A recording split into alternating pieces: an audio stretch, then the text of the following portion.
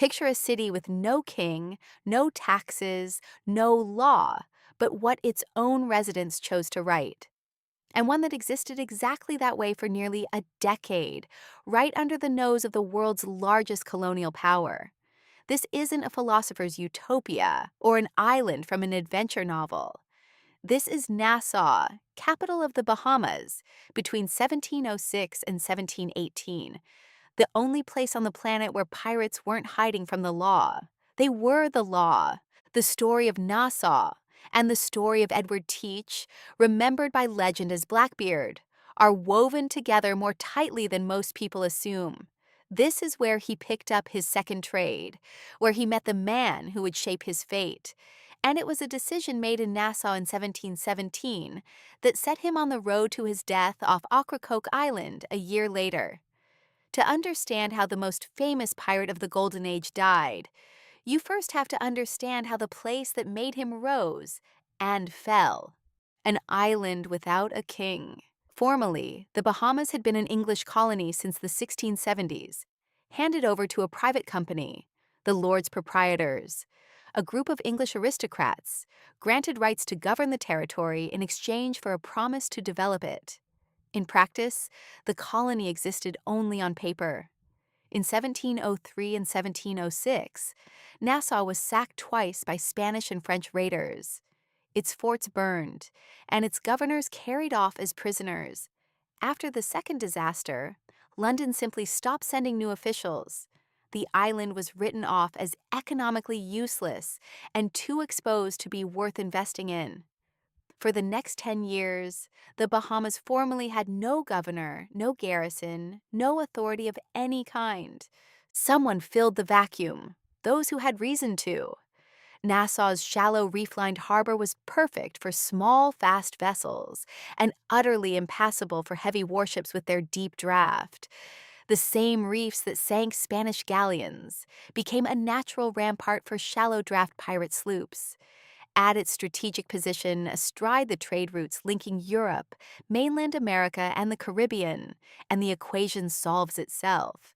A place where nobody enforces order, yet through which an entire continent's trade passes, was bound to become somebody's base.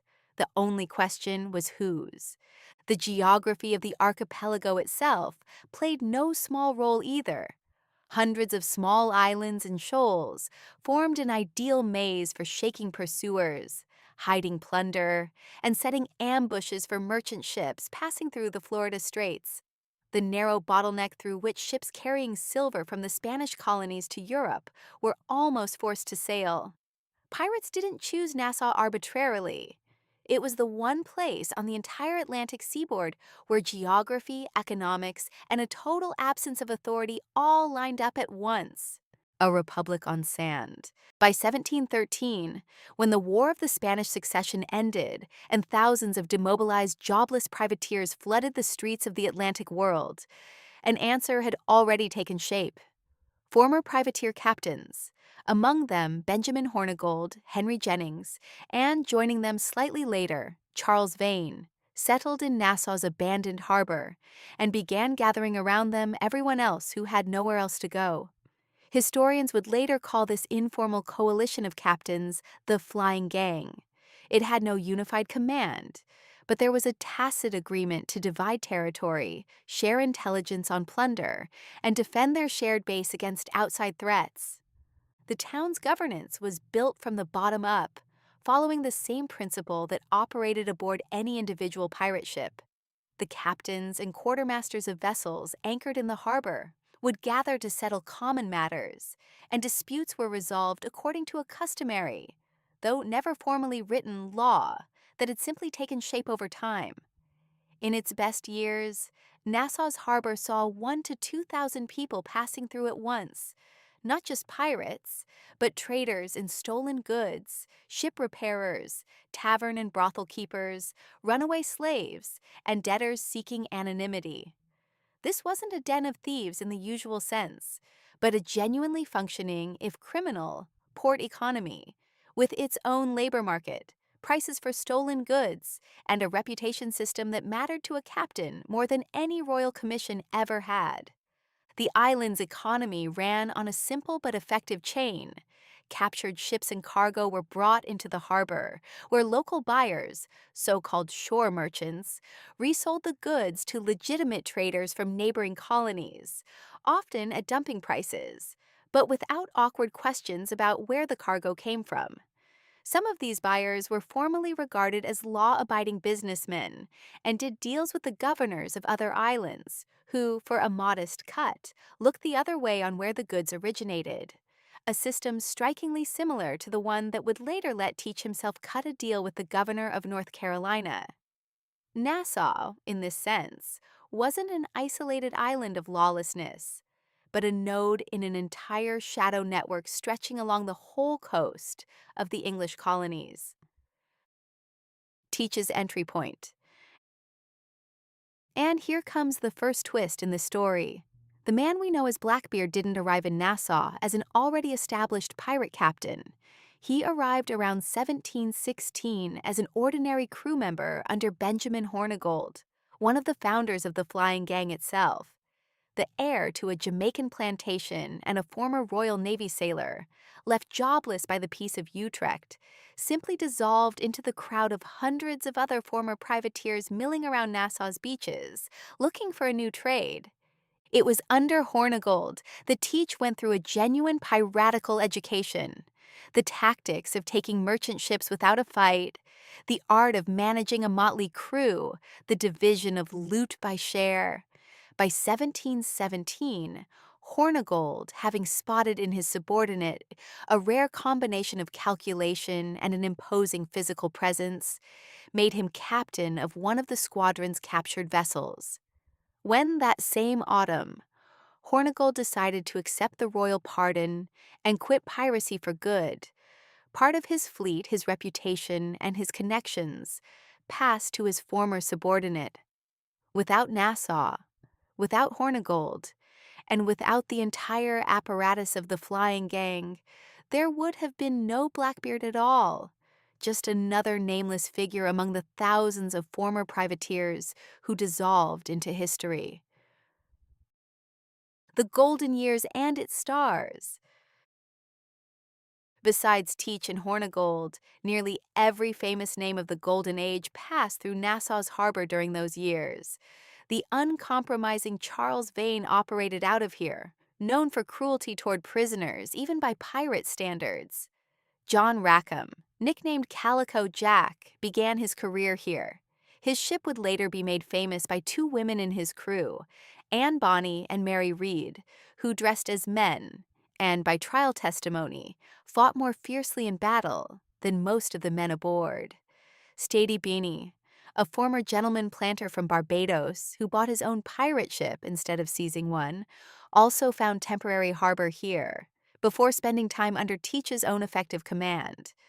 Nassau, in this sense, wasn't so much the city of one pirate as an incubator for an entire generation, a place where chance companions became captains, crews formed and dissolved, and reputations were built faster than anywhere else in the Atlantic. Samuel Bellamy, known as Black Sam, who would go on to captain one of the fastest and luckiest ships of the era, also started here, in Hornigold's company, before splitting off to sail on his own, a path Teach himself would later follow, almost to the letter.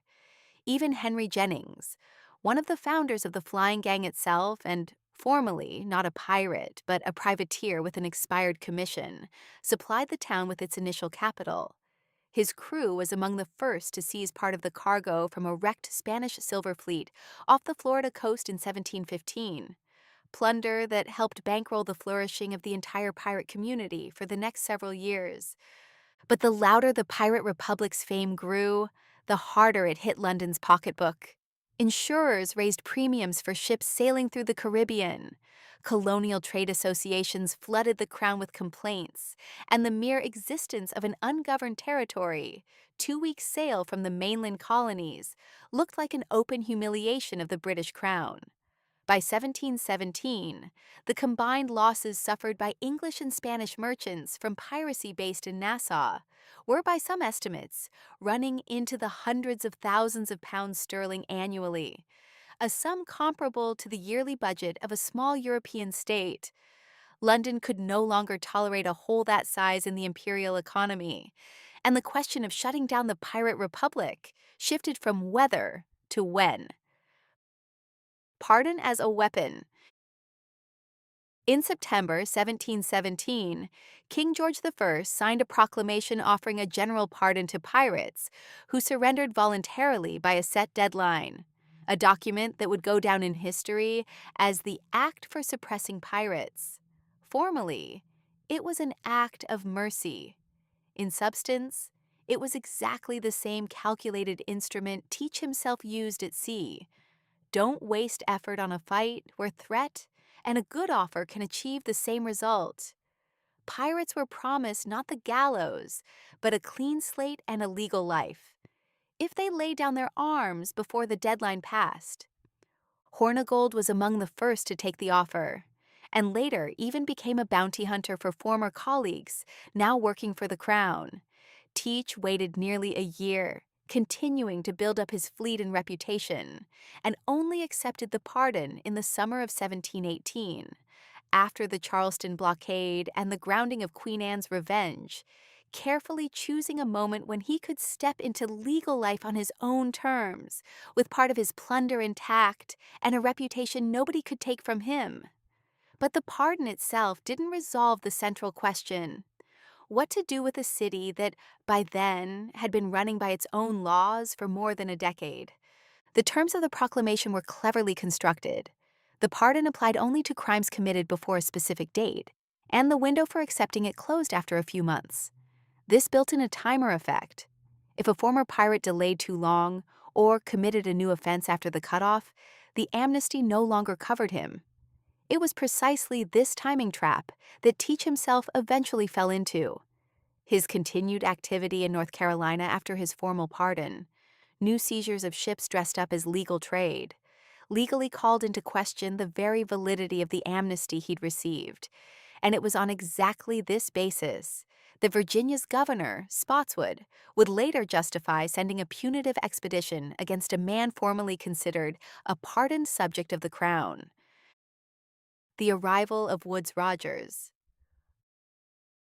London's answer to this question came down to one name: Woodes Rogers, a former privateer, circumnavigator, and entrepreneur who had secured from the crown his appointment as royal governor of the Bahamas, a post that had simply gone unfilled for the previous 10 years.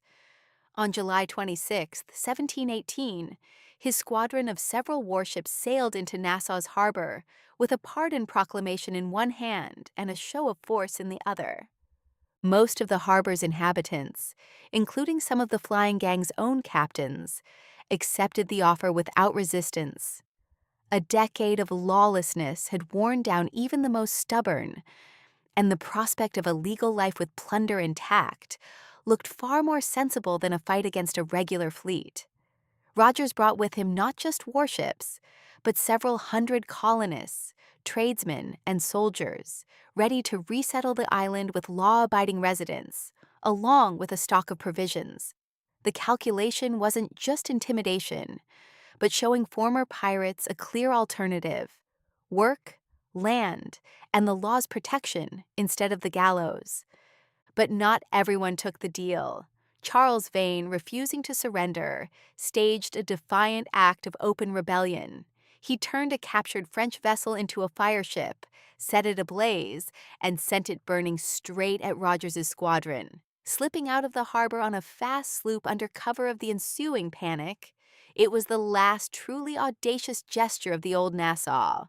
And at the same time, the point after which the pirate republic ceased to exist as an independent power. From then on, the island once again had a royal administration, a fort, a garrison, and a governor willing to hang anyone who wouldn't accept the terms. Tellingly, even among those who took the pardon, a split quickly emerged. Several former captains, Hornigold among them, went into Rogers's own service as bounty hunters for their former comrades, men like Vane, who chose to keep to the old trade in defiance of the new order. Diverging paths.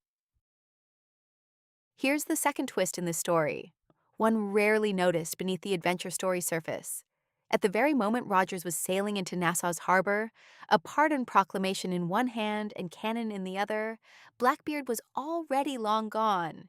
He had left the flying gang several months earlier, was operating independently off the coasts of South and North Carolina, and accepted his pardon not from Rogers, but from the far more accommodating governor of North Carolina, Charles Eden, with whom, by all appearances, he maintained a corrupt arrangement.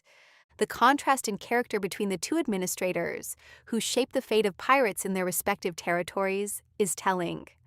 Rogers, burdened by a heavy debt to his own investors and a reputation as an enterprising privateer, acted decisively and consistently.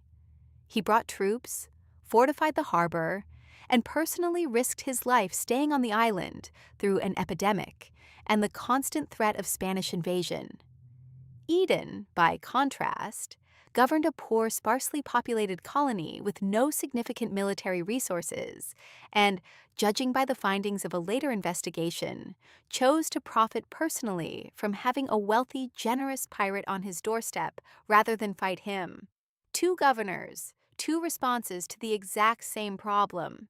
And it was precisely this difference that ultimately determined why Nassau got a new life under the rule of law, while North Carolina remained a convenient harbor for one particular pirate right up until a governor from outside the colony decided to intervene by force. In other words, two captains who came out of the same piratical school, run by Benjamin Hornigold, chose two fundamentally different paths toward legalization. And both paths ultimately led to death, just by different roads. While Nassau, under Rogers, slowly turned into a law-abiding colony, Teach in North Carolina kept right on pirating under cover of his formal pardon, right up until that day in November 1718, when the governor of neighboring Virginia, with no formal jurisdiction to act at all, sent Lieutenant Maynard to settle the matter by force. The fall of Nassau and the death of Blackbeard aren't two separate stories. They're two halves of the same process. The closing of a window of opportunity that the War of the Spanish Succession had opened, and the will of one stubborn governor finally slammed shut. Nassau's legacy. By the early 1720s, the pirate republic survived only in memory. Woodes Rogers, who had poured his own money into fortifying the island and nearly ruined himself in the process. London was slow to reimburse his expenses, and a few years later he even spent time in a debtor's prison, turned Nassau into a fortified outpost of the crown. The very Fort Nassau, whose walls still stand on the waterfront of the modern city, capital of the independent Bahamas today. The phrase attributed to the island's motto from those years, "Pirates expelled, commerce restored," became the colony's official slogan and still appears on the Bahamian coat of arms today. A decade of lawlessness in Nassau set a cultural template that would outlive the pirate era itself by centuries. The very idea of a pirate brotherhood with no king, no flag, and no taxes, later celebrated in every adventure novel and film, wasn't a writer's invention to begin with. It was the historical reality of a few years on one particular island. Modern Nassau has long since become one of the Caribbean's largest tourist hubs, and there's an irony in history here. The island's economy today is once again built on the image of pirates. Only now, instead of terrifying merchants, that image draws in tourists with souvenir treasure maps and 18th century themed restaurants. And it was there, in that brief utopia of lawlessness, that the man who became the Golden Age's central symbol was forged, before two paths that began in the same harbor sent him and Nassau off in opposite directions through history. Thank you for watching.